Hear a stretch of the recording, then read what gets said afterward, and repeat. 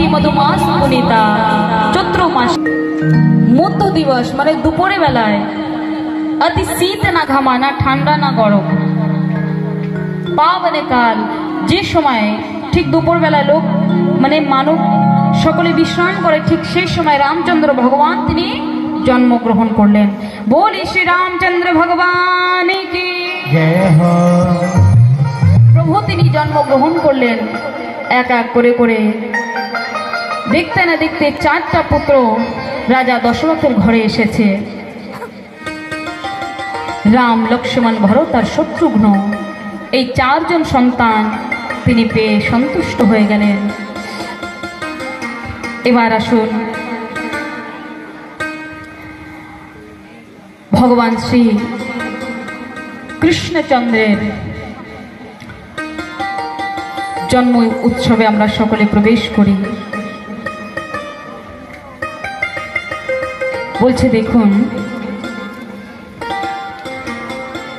রাজা উগ্রসেন ছিলেন। এই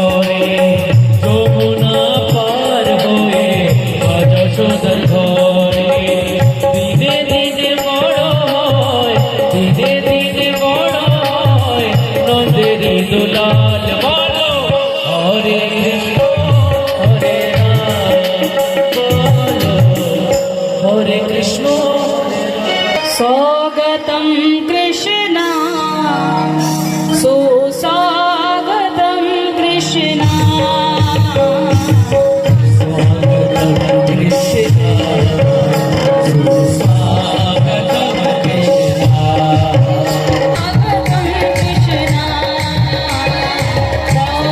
सुस्वागतं कृष्ण स्वागतं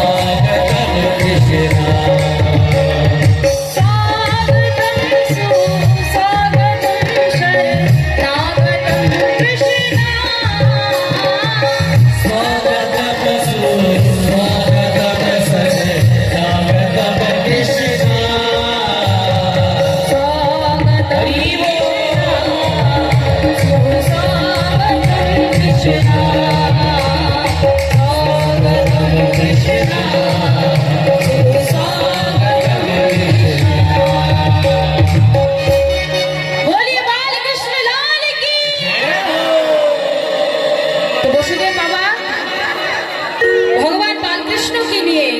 যশোদার পাশে রেখে সেখান থেকে যোগ মায়াকে নিয়ে আবার মথুরায় ফিরে গেলেন। তো বলি শ্রী বালকৃষ্ণ লাল কি।